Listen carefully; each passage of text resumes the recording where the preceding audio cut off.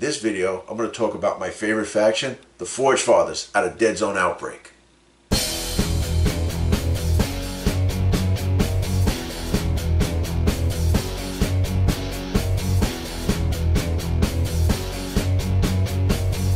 Okay, let's talk about the Forgefathers, my favorite faction. Coming hot right off the bat. The Forge Lord, 42 points, 4 victory points. Moves a 1-2, armor 2, size 1, 4, 3, 4 across the board. Attack 2, life support, solid, and strategist. He has your basic Hailstorm Rifle, range 6, AP 1, and also Forge Hammer, range F, AP 1. Recon of 4+, Defender of the Star Realm. Spend an army special result to allow the active model to reroll any number of dice in a fight or survive test. Recon is 4+, like I said. 42 points. He is expensive. He is 4 victory points, but he is definitely worth it. Next, let's talk about the Forge Guard Huskarl. He is basically the same, 41 points. Now he is 4 victory points. 3, 4, 4 across the board, and he has solid. His Forged Armor gives you the fact that you can reduce the AP value of the attack by 1 for every army special result that you use. Spending this matter doesn't count as an action. It is awesome because you don't have to use it as an action, and it stacks. So that's really good. Now let's compare the two of them. Let's see if we can do this. All right, so 42 points for him. 41 points for the Forge Guard Huskarl.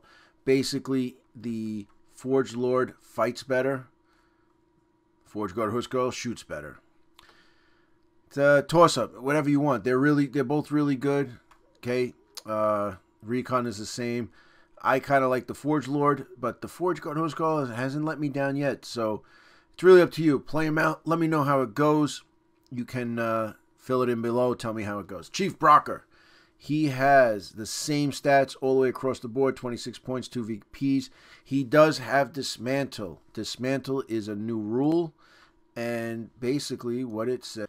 This model has a knack for finding the weak spots of mechanical objects. Whenever this model deals potential damage to a model with the vehicle or construct ability, add 1 to the potential damage cause.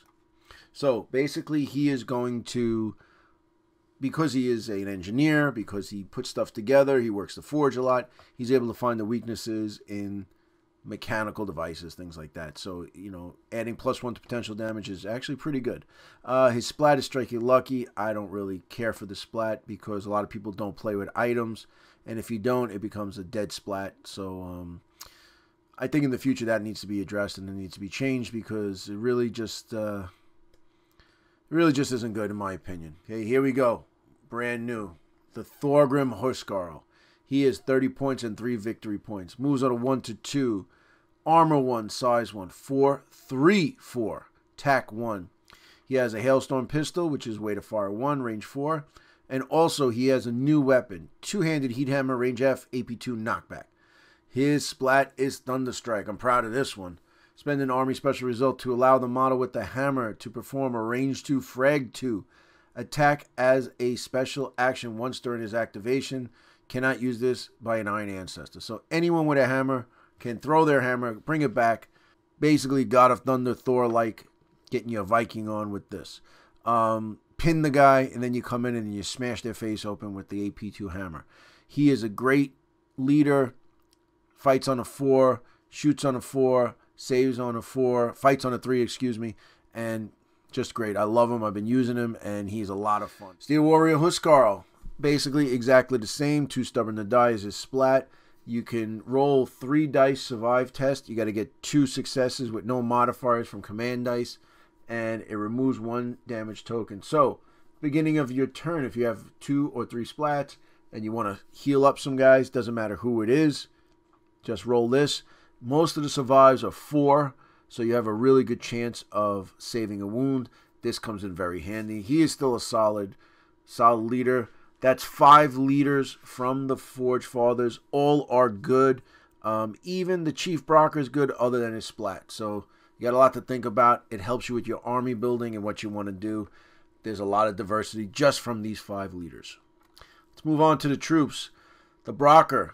Here is the backbone of the army. I love these guys. 15 points, 1 victory point. He now has a Forge Hammer, range FAP1. We wrote that into the FAQ because they all had hammers. Why didn't these guys have hammers? And they were a little too expensive, so we brought the price down. And they are solid troop. Frenzy 1. They survive on 4s. Just love these guys. Can't go wrong with a Brocker. The militia. These are the guys who volunteer because they know that the Forgefathers need to fight when they need to fight to defend what they have or defend somebody coming into their area, and they got to take care of business. There are solid troop, 5.54.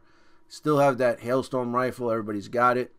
And they're only 14 points. This is a good way to hoard out the Forgefathers. Listen, 14 points isn't too heavy when you think about the Plague or even the Nameless or the Veer-myn can hoard out an army with 6, 7, or 8 point guys. But these guys are solid, man. Shooting on a 5 with that AP1 rapid fire. Pretty good. Now, if you want to get a little bit more for your money, right here, the Steel Warrior. Still a troop. We brought him down from 22 to 18, 2 victory points. Armor 1, 4.54 across the board with the Hailstone Rifle. They shoot a little better and have armor. I think that's worth 4 points, maybe 1 victory point. Now, brand new model, brand new unit, the Thorgrim. Moves on a 1 to 2, armor 1, size 1, 5.44. Has that beautiful two-handed heat hammer, which is a range F AP2 knockback. These guys should have a pistol with them, and they are 17 points, 2 victory points. The Thorgrim are a lot of fun. You use them in battle, just awesome. That AP2 comes in handy. Think about it, going against a Strider, right? Armor 3, knocked them down to armor 1 with the 4 fight, maybe able to knock some guys out, okay? So the armor guys are scared of these guys coming in with that heat hammer. Mine are glowing and ready to knock your heads in. See, here we go. The Specialists, the Brocker Engineer. These are good to deploy different things. We got some remote models that they use. I'm not a big fan of engineers in general, even though they're only 14 points, 1 victory point. They're going to take up a specialist slot, and I don't really feel that the stuff that they bring, especially the Forgefathers, work too well. I'll get to that when we get to the Mining Laser. The Brocker Specialist, he is going to help you out. 15 points, 1 victory point. Frenzy 1, he is a true Brocker. He can take small arms, light, assault, melee. This is when you can take your magma rifles. You can take the different things that, you know, he's your specialist. But he doesn't have too many options. Like I said, only light, assault, and melee. But still a good thing, and he's still cheap. All right, the Forge Guard. Now, the Forge Guard are exactly the same. 4.54 across the board. Armor 2, size 1. Solid is the new thing. And also, look, they've come down in price, 28 points. These guys, you can't go wrong. All right, I love these guys. Some people tell me that they're OP, that they last and all this. I got to tell you, I've been playing these guys a lot. They do great work or they get killed easy. Now, life support comes in handy, but when there's a guy coming, something big, something maybe AP1 or an AP2 shot or even a weapon, you know, they don't last that long, but they are a great troop. And for the price, everything they have, it's awesome. And you can outfit them with a missile launcher right on their shoulder, Predator style. You know, that's now you start to jack up the price a little bit, but with the 2 points, it makes it a little bit easier to do. Here we go, brand new unit, the Hammerfist Drop Trooper. They move on a 1 to 2, armor 1. They are not a Forge Guard, which has armor 2. They are armor 1, size 1. All the dwarves are size 1. 4.54 across the board, same as the Forge Guard, but they do have life support. Now, they have the Inferno Drill, range 4 AP2. Woo, pretty good. Shorter range, you know, 2 cubes shorter, but 1 AP higher. Okay, they have a Forge Hammer, range F AP1. And they have the Hammer Fist Drop Armor. So, Hammer Fist Drop Armor is... So, basically, you start off the round, and a guy has to call it in. So, one of the guys on the battlefield must call it in as a special action, short action. When they called in, the Hammer Fist model drops into an empty cube on the table. Can't have anybody in the cube with them. If there is a stack, place it on the top level. So, now, the force of the model's entry sends nearby models flying. Okay, the Hammer Fist model rolls a 3 dice 4 plus test. That's the strength of the attack. Models, all adjacent cubes, roll a 3 dice survive test. Basically, you're going to roll once, for the attack, and then you're going to roll. Each guy is going to go against that save of the strength of that attack. Now, if the draw or survive has more successes, the attack misses and fails to cause any harm. The Hammer Fist has more successes. There's no direct damage. Now, remember, this is not a frag. This is basically a blast. No direct damage is caused, but the target model is thrown 1 cube directly away from the Hammer Fist model and is pinned. Damage may be caused by falling or hitting a wall, and then you mark the Hammer Fist model as activated. Now, basically, if you hit the wall, you fall off the side of the building or whatever, you are pinned, and you got to take the damage. Resolve it as possible. Here's a cool thing, though. For the rest of the game, the model equipped with the Hammer Fist jump armor counts as having a jump pack. Now, they are essentially steel warriors, okay?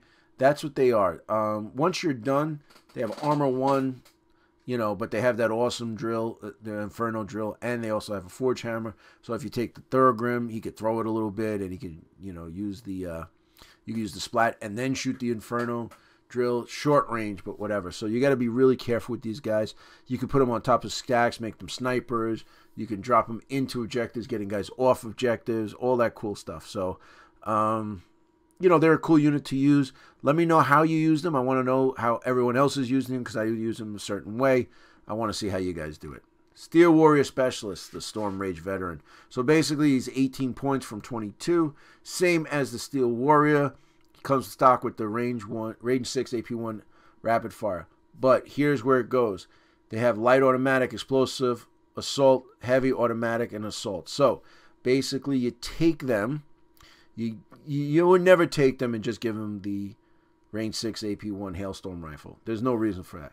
Give them an autocannon. Okay, give them a missile launcher and so forth.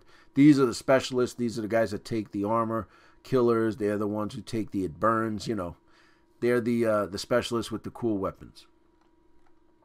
Vehicles. The Brocker bike has changed. Moves from 2 to 4 instead of 1 to 4 to 2 to 4. Armor 1, size 2. The vehicle has evade. Okay, and evade is, if the model is hit but not killed or pinned by a shoot action, it may make an immediate 1 cube move in any direction.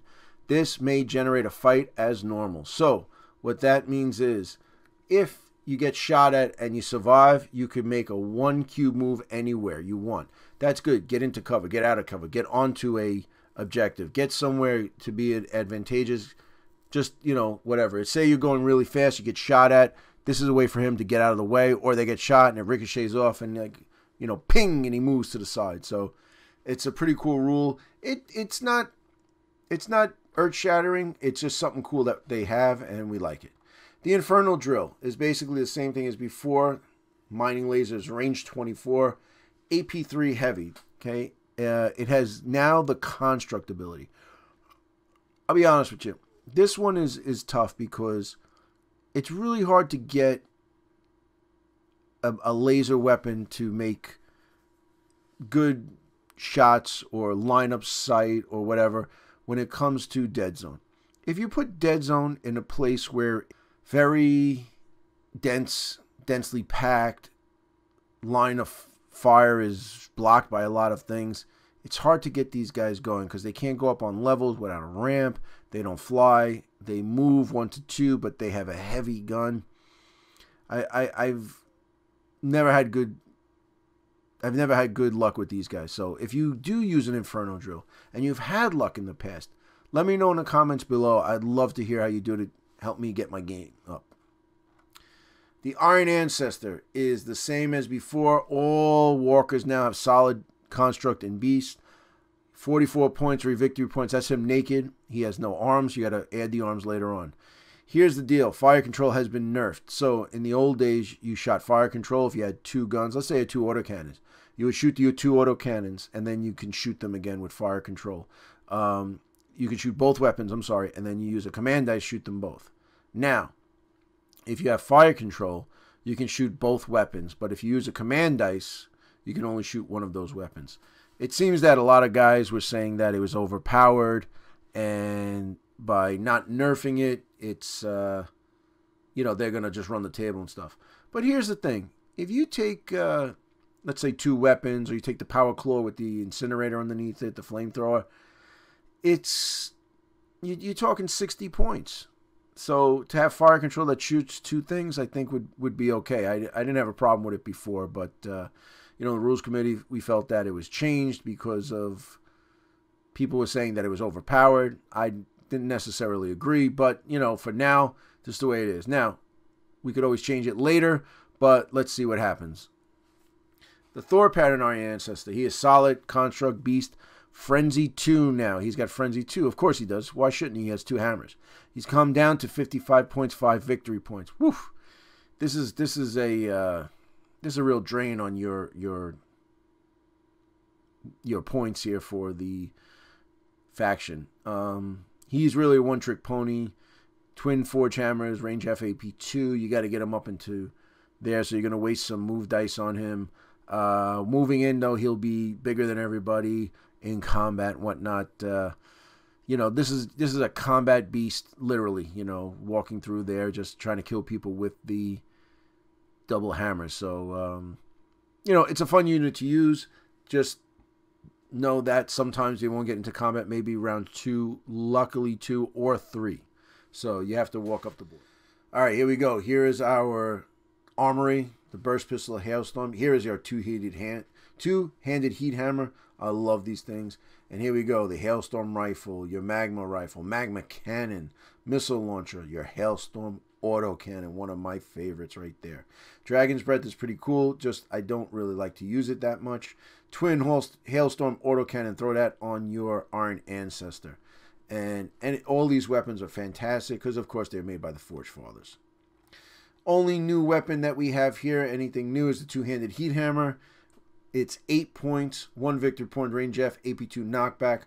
Honestly, I wouldn't give it to anyone else. I would just take a Thorgrim. For the price of a Thorgrim, you might as well just take them as a unit with the hammer standard. Let them go with the 4-up fight. It works out really well. Okay, items, everything's the same. The Bombot is now an item and a model. You got to purchase it as it begins the game, deployed as a model, and therefore must be activated to move. It counts towards your model count for determining if you can reroll command dice. To activate the Bombot, you must have a model with the engineer ability within 3 cubes. As a model, it uses the profile below. Basically, it's save of 5. It is a construct now. That's the new thing for it, and it has boom 5, 8 victory points, 8 points, 0 victory points. To be honest, I never take these. I don't really care for them too much because you have to take an engineer with them. And that's the Forgefathers, guys. We just ran through the whole thing. Some new models, some new different rules in there. We got the Hammer Fist, the Thorgrim, Forge Lord, 2 new leaders. So we got 5 leaders. We got a bunch of troops to choose from. You can go through limitless combination of these guys. They are super. I really like them. As you can tell, they're my favorite faction. Just play them up. Let me know. And I'd love to see some of how you painted them. I painted mine green, so that's why I get excited when I see the guys painted in green. But yeah, they're a real fun faction to play. Very elite, low model count. So if you're looking to paint 3 or 4 or 5, 6 guys, these are your guys. So, ladies and gentlemen, thank you very much for letting me talk to you about my favorite faction. Hopefully I've sparked your interest and maybe piqued your interest on playing the Forgefathers. And, maybe if you haven't played them well, dust them off, get them on the table. I appreciate you letting me talk to you. I appreciate you if you made it all the way to the end here. And if you haven't before, please subscribe. We got a lot of Deadzone videos coming out. We have close to 100 Deadzone videos and battle reports and all that great stuff. So, guys, like I said, thanks for hanging out with me, and I will see you in the next one.